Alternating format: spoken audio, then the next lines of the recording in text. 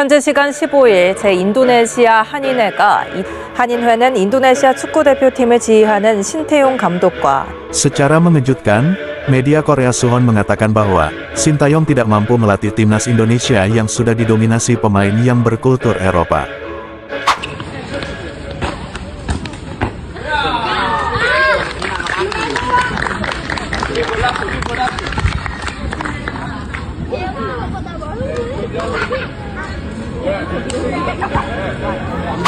Ole Romeni resmi menyerahkan berkas kewarganegaraannya ke PSSI, agar proses naturalisasi dapat segera dikebut, dan Ole dapat segera debut bersama skuad Garuda. Kritik dan saran pemain Jepang pada Indonesia, yang bahkan sudah disampaikan sebelum laga, secara halus dan mengejutkan, kekalahan telak Indonesia atas tamunya Jepang, disebut faktor strategi pelatih yang sudah bisa ditebak Jepang bahkan sebelum laga dimulai. Kekalahan telak Indonesia atas tamunya Jepang, disebut pukulan telak atas kerja keras PSSI yang tidak dimanfaatkan oleh sang pelatih. Berikut langkah konkret recovery cepat PSSI, untuk mengejar ketertinggalan di laga yang tersisa di putaran 3. Ternyata Reinders menyadari, dia yakin bahwa dirinya kembali tidak dipasang Sintayong melawan Jepang. Berikut bukti kecintaan dan kebesaran hati Elian Reinders, walau ia tahu, dirinya dianggap tidak masuk pemain yang dilirik Sintayong. Sebelum kita bahas, mohon disimak hingga selesai, agar Anda dapat memahaminya secara utuh. Berikut berita update selengkapnya yang sudah kami rangkum.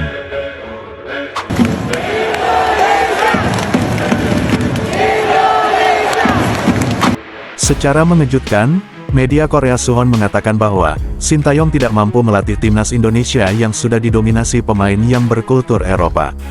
Media Korea Suwon ternyata juga mengikuti perkembangan sepak bola Indonesia di bawah kepelatihan Sintayong. Bahkan, media tersebut secara mengejutkan mengatakan, gaya kepelatihan Sintayong tidak cocok bagi skuad Garuda. Ia disebut pelatih yang kurang memiliki skill untuk melatih tim yang mempunyai gaya permainan total football seperti timnas Indonesia, yang kini skuad Garuda sudah didominasi oleh pemain yang besar dan berkompetisi di Eropa. Tidak hanya menyindir profesionalitas seorang pelatih, ia juga disebut lebih mengutamakan egonya daripada kualitas pemain itu sendiri. Suwon mengatakan, terlalu besar kepala bagi seorang pelatih jika ia hanya mengedepankan ego daripada kualitas pemain untuk berkontribusi dalam kebutuhan tim. Itulah ungkapan media Korea Suwon. Lebih lanjutnya, menurut media Korea tersebut, Sintayong egonya sudah banyak melakukan kesalahan dalam profesionalitasnya sebagai pelatih tingkat nasional yang mewakili sebuah negara. Ia menyebut, seorang yang memiliki ego tinggi, seharusnya tidak boleh melibatkan dalam profesionalitas, apalagi menyangkut sebuah negara. Media Korea tersebut mengatakan, sangat disayangkan, jangan sampai hubungan baik antara Korea dan Indonesia justru dirusak oleh ego besar satu orang yang melibatkan kedua negara. Dari media Korea tersebut, merujuk pada pengalaman Sintayong yang justru dihujat warganya sendiri, sebab, saat ia melatih timnas Korea Selatan, ia dianggap sebagai pelatih yang tidak memiliki strategi yang bagus. Sejak Korea dilatih oleh Sintayong, siapapun lawan yang dihadapi Korea, strategi Sintayong hanya bertahan total. Hal itu membuat seluruh supporter Korea kecewa, sebab Korea yang dikenal dengan permainan yang hampir sama dengan Jepang, dengan memainkan total football. Sejak Korea dilatih oleh Sintayong, timnas Korea selalu mengandalkan strategi parkir bus, yang membuat tim Korea harus selalu digempur oleh semua lawan yang mereka hadapi. Merujuk pada media Korea Suwon, menurutnya, Sintayong dianggap gagal melatih timnas Indonesia yang memiliki ciri khas sepak bola Eropa dengan mengutamakan taktikal permainan bola-bola pendek.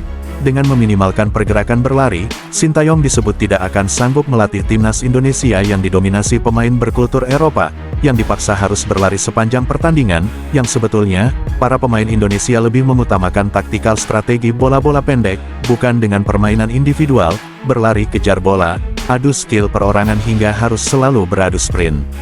Secara garis besarnya, media Korea tersebut menyayangkan sikap ego Sintayong, yang dibawa hingga tingkat profesionalitasnya dalam melatih sebuah tim yang mewakili sebuah negara. Media Korea Suwon berharap, jangan sampai hanya dengan seorang saja, hubungan Korea dan Indonesia jadi kurang harmonis. Dari media Korea tersebut juga menyarankan, jika kelak Indonesia membutuhkan pelatih, idealnya, Indonesia harus mencari pelatih yang juga berasal dari Eropa, Selain memudahkan mereka saat berkomunikasi, kultur serta filosofi sepak bola Eropa sangat kental bagi skuad Garuda saat ini, yang telah didominasi oleh pemain yang memiliki gaya permainan sepak bola Eropa. Coba-coba kemain ini, coba-coba kemain itu, apa itu semua utak-atik, itu nggak bisa gitu kan. Kan kita kehilangan opportunity itu. Nggak boleh main-main. Sangat tidak boleh main-main itu. Itu yang ini ya, yang kita lihat harus dipahami oleh pelatih, oleh pemain, atau apa semua. Nggak boleh gitu. Ini kita serius loh ini semua. Gitu. Kalau Anda memang nggak percaya sama programnya, ya sudah. Kalau itu saya mundur gitu. Jadi dia malah bukan nyuruh mundur pelatih loh. Dia justru memilih dia mundur, gitu. Secara mengejutkan, kekalahan telak Indonesia atas Jepang, ternyata merujuk pada gaya permainan Indonesia yang sudah ditebak Jepang sebelum laga dimulai. Gelandang timnas Jepang, Junya Ito secara mengejutkan mengomentari gaya permainan Indonesia, bahkan komentar tersebut, diungkapkan langsung oleh Junya Ito pada media Jepang jelang berduel melawan Indonesia, di putaran 3 kualifikasi Piala Dunia. Skuad Garuda dinilai memiliki banyak kelemahan yang bisa dieksploitasi Jepang. Pemain tengah Jepang Junya Ito, ia mengaku sudah tahu betul bagaimana cara merusak permainan Indonesia sebelum mereka berkembang. Ia menilai, tim asuhan Sintayong punya banyak kelemahan, terutama dalam hal transisi dari bertahan ke menyerang. Begitupun sebaliknya, sejauh pengamatan Jepang, permainan mereka monoton, begitupun pergerakan mereka juga sudah dapat ditebak sebelum mereka memulainya. Siapapun yang diturunkan, permainan serta strategi mereka tetap sama.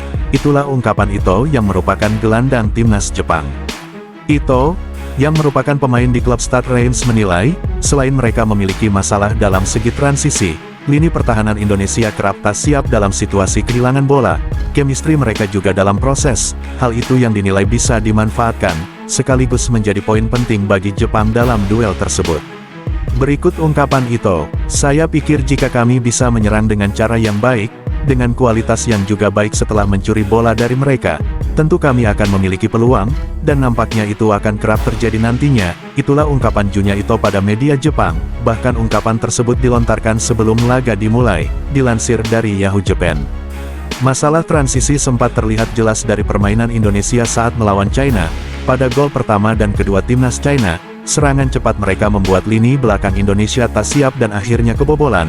Bahkan gol China disebut sangat terlihat mudah tercipta, bahkan kedua gol tersebut terjadi dengan permasalahan yang sama.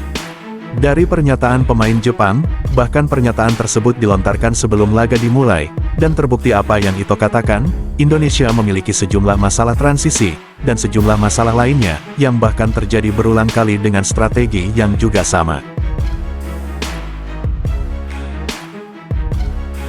Sesaat sebelum laga dimulai, Eliano Reinders sempat tertinggal dari rombongan timnas. Ia menyusul rekan satu timnya menuju ruang ganti timnas Indonesia.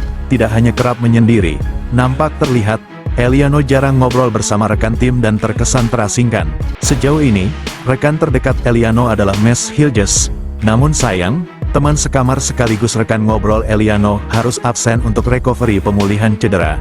Diketahui, publik Indonesia sempat dibuat terkejut saat pertandingan berlangsung hingga selesai. Para pengamat sepak bola, beserta masyarakat Indonesia dibuat terkejut, setelah Eliano kembali tidak dimainkan sama sekali. Usai pertandingan, awak media menanyakan perihal Sintayong yang tidak pernah memainkan Eliano Reinders di 2 laga terakhir. Menurut Sintayong, Eliano sengaja tidak akan dipasang Sintayong, sebab menurutnya, kualitas Eliano dianggap kurang baik untuk strategi timnas yang diusung olehnya. Mengetahui hal itu, Eliano sejatinya sempat terkejut oleh pernyataan Sintayong tersebut. Namun sebelumnya ia sempat curiga atas tidak masuknya daftar nama dirinya di laga sebelumnya melawan China, dan ia tidak kaget jika dirinya kembali tidak dimasukkan oleh Sintayong di laga melawan Jepang. Walaupun ia sudah mengetahui kembali tidak dimasukkan saat melawan Jepang, namun Eliano Reinders tetap terbang dari Belanda ke Indonesia untuk memenuhi panggilan skuad Garuda. Dengan senang hati dan penuh bangga, walau dirinya tidak ditemani oleh rekan terdekatnya, yaitu Mes Hilges. Sebelum meninggalkan tayangan ini, silakan Anda subscribe channel YT Real ini, agar Anda terus mendapatkan berita perkembangan serta informasi jadwal pertandingan Timnas Indonesia selanjutnya. Sampai jumpa di tayangan berikutnya, bye YT Real.